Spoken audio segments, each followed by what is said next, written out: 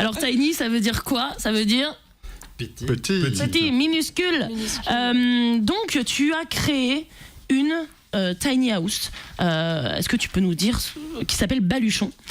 Qu'est-ce qu'une tiny house? Pour ceux qui ne connaissent pas. Alors une tiny house, c'est une toute petite maison, mais ça sonne mieux en anglais, donc on l'appelle tiny house. Ça vient des États-Unis et du coup c'est né là-bas il y a déjà quelques années à la suite de la crise des subprimes. En 97. Ouais. Avec Jay Schaefer, voilà, avec l'accent. Ouais. et suite à l'ouragan Katrina et à la crise financière, du coup des personnes ont essayé de trouver des nouvelles solutions pour habiter. Donc d'abord ça a été du logement d'urgence et puis finalement après des gens se sont dit mais en fait ça peut être aussi intéressant si on n'a pas un budget gigantesque, si on veut pas s'endetter sur 20-30 ans pour avoir sa maison, que d'en construire finalement une petite, voire même de l'auto-construire. Et toi t'as eu l'idée comment, en regardant un reportage ou depuis toute petite tu dis moi je vais construire ma petite maison et tout? Eh bien je regardais une vidéo sur internet au travail, ce qui n'est pas bien du tout, mais en tout cas la vidéo était passionnante donc j'arrivais pas à m'en détacher. C'était un documentaire qui s'appelle Tiny, qui est fantastique et qui raconte un petit peu l'histoire de Christopher et de Mérété, sa petite copine, et en fait c'est un couple qui a décidé d'auto-construire sa Tiny en partant de rien, à peine bricoleurs. Ils se sont dit allez on se lance et puis donc le reportage était hyper parlant et moi ça m'a vraiment interloqué dès le départ, puis ça a été la porte d'entrée sur tout le reste, donc j'ai découvert tout le mouvement Tiny et surtout j'ai découvert qu'il n'y avait pas grand chose en France et qu'il y avait quelque chose à faire. Voilà. T'es une des premières tiny houseuse en France? Eh ben, la première? Non, je suis pas la première. Il y a des constructeurs en Normandie qui ont commencé avant moi, qui étaient pas trop visibles sur Internet. Donc, au début, je voyais pas grand-chose. Ça m'aurait bien aidé d'en voir une autre pour commencer, avant de commencer la mienne. J'ai pas eu l'occasion de le faire, mais voilà. En tout cas, il y a peu de projets encore. Et pourquoi tu t'es... Vas-y, Philippe. En fait, en même temps, je veux dire, moi, avant de te connaître, j'ai été assez touché par la manière dont tu communiquais aussi sur ton projet. Et c'est vrai que justement, quand on a affaire à des autoconstructeurs, on a affaire à des histoires. Et en fait, l'intérêt que je t'ai suivi sur les réseaux sociaux. Peut-être depuis un an et demi, c'est ça? Ça a commencé il y a un an, en octobre 2014. Et c'est vrai qu'en fait, il y avait des choses que, on aimait bien voir l'évolution sur Internet. Et c'est vrai que. Tu l'as aidé? Je l'ai aidé. Non, financièrement? Non, avec tes mains. Non, mais vraiment, en fait, je veux dire, c'était passionnant de voir un peu comment ça évoluait au fur et à mesure. Ouais, le but c'était un petit peu de raconter une histoire aussi à travers ce projet et puis surtout d'aider les gens qui voulaient faire un peu la même chose parce qu'en France il n'existe pas grand chose, pas beaucoup de documentation et puis quand on parle pas anglais c'est compliqué de se documenter, donc voilà le but, il n'y a pas tout dans le site, j'ai essayé de détailler au max quand je rentrais chez moi après une journée de construction et d'imager un petit peu les étapes, mais bon je pense que ça fait une petite base pour quelqu'un qui aura un projet similaire quoi.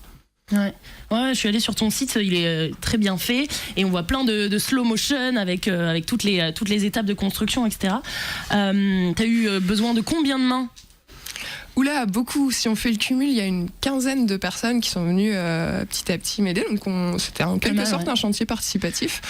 Des fois j'étais toute seule, mais c'était aussi super réconfortant d'avoir des coups de main et puis moralement aussi parce que moi avant je travaillais à Paris dans un open space bien chaud et puis j'ai décidé de me lancer dans l'autoconstruction en extérieur en plein hiver. Donc c'était un environnement bien différent. Donc ça faisait vraiment chaud au cœur quand il y avait des gens en plus sur le chantier. Et pourquoi tu t'es lancé ce défi? Est-ce que c'est pourquoi? Déjà dans le contexte, donc j'habitais à Paris, j'habitais à un studio qui était pas beaucoup plus grand que la Tiny, mais que je payais forcément une fortune et qui n'avait pas l'avantage d'avoir un jardin. Et je pense que l'extérieur me manquait. Et puis du coup, je suis revenue à Nantes, ma ville natale, pour faire le projet.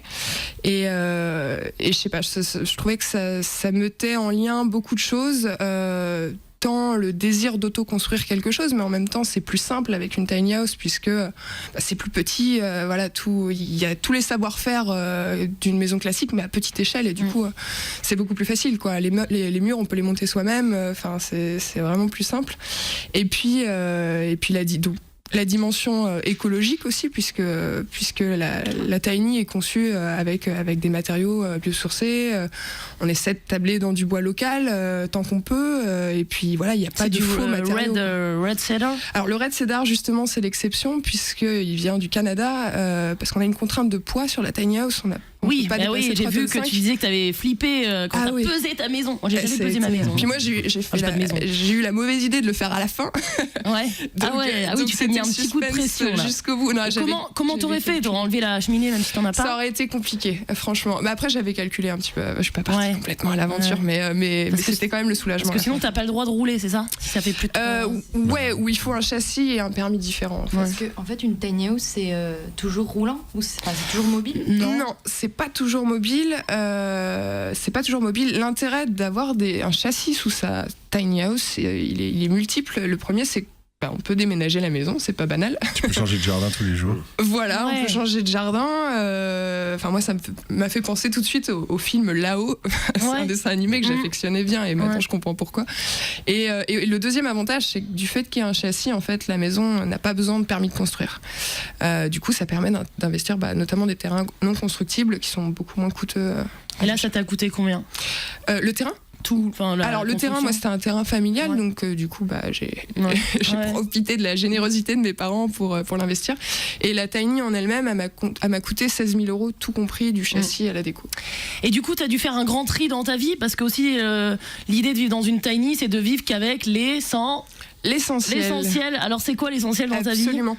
Alors l'essentiel, moi j'y vis pas encore à 100% dans cette tiny house. En fait, elle est pas habitable, mais je le dis pas. En fait, j'ai pas encore elle est pas encore autonome. C'est ça aussi qui me pose problème. Tu dois la brancher, et quand elle le sera, ce sera beaucoup plus évident, mais ça demande un petit budget que j'ai pas encore. Mais il faut faire un tri assez conséquent. En fait, il faut partir des besoins même. Avant de construire la tiny house, juste se dire de quoi j'ai besoin. Ma maison, elle me sert à me protéger des intempéries, des intrus, du reste du monde quand j'en ai besoin. Elle me sert, j'ai besoin d'y faire à manger, de me reposer, de pouvoir avoir une certaine hygiène, d'inviter des amis. Et finalement, je me suis rendu compte que ça pouvait tenir dans 14 mètres carrés avec un petit étage de 7 mètres carrés, quoi. Et c'est là où je trouve que c'est assez fascinant, parce qu'en plus il y a le jardin à l'extérieur, donc finalement c'est pas réduit à ce petit espace, c'est une pièce de vie en plus. Donc c'est un moyen de vivre un peu différemment. Et puis en plus, ce qui est bien, c'est qu'on récupère plein d'amis. Ah ouais. Plus on a une petite maison, plus on a d'amis. C'est vrai. Complètement, ça intéresse tout le monde, donc du coup, il y a même des gens que tu voulais pas qui sont venus te voir. Ouais. Du coup, t'as fait des portes ouvertes, c'est ça? Quand est-ce qu'on peut venir? Ouais. Il y a eu 2 portes ouvertes à l'heure actuelle. Alors c'est vraiment à la bonne franquette. On fait un barbecue, on boit des coups et c'est sympa et tout le monde se rencontre. Il y a vaguement le prétexte d'une petite maison dans le jardin pour rassembler tout le monde, mais non, c'est hyper convivial. Et puis je pense qu'on refaire une 3e là en mars probablement.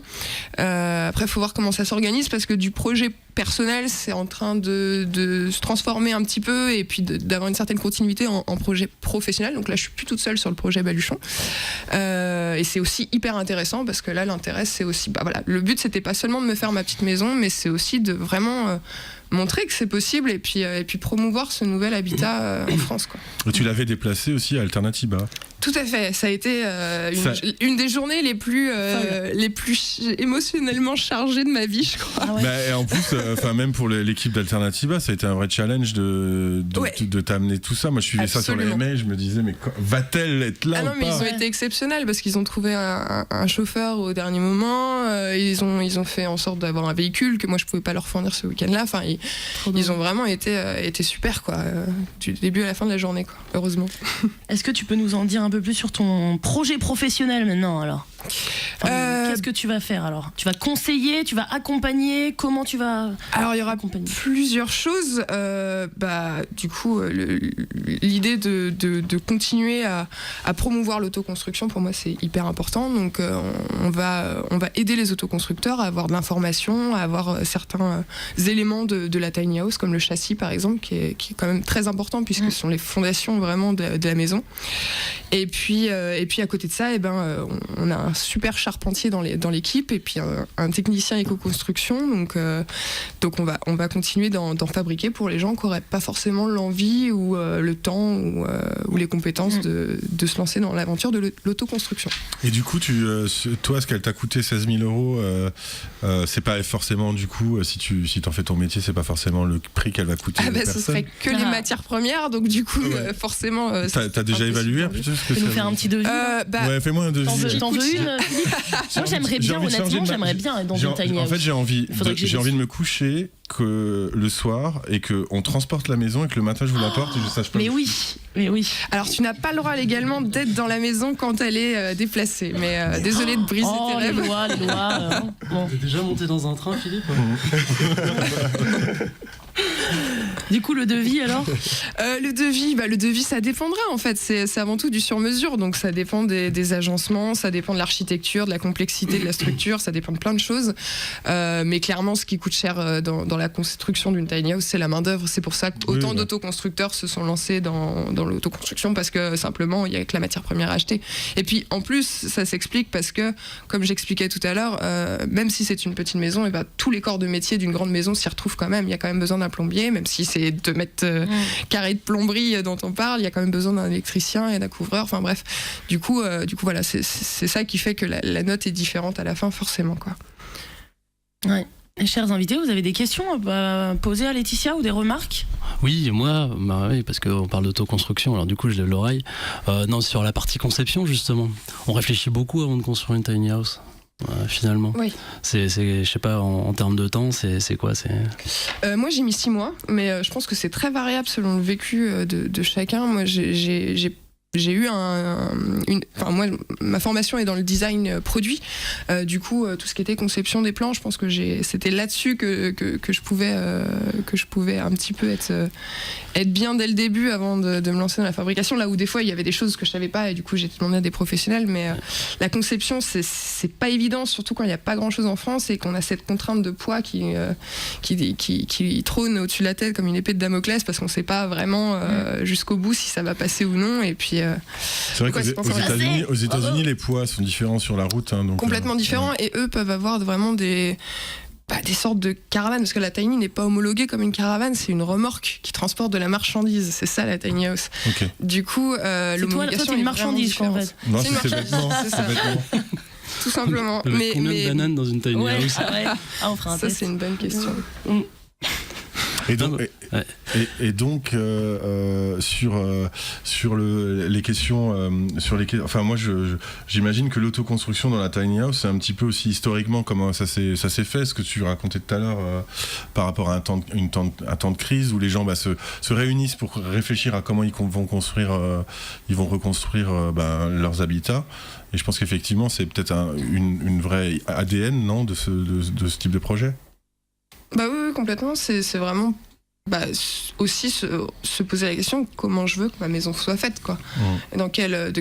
Et on parle de conception écologique, c'est aussi au stade de la construction, quelle énergie j'utilise, quels matériaux j'utilise, combien de temps ils vont durer. Est-ce que ce sera bien durable?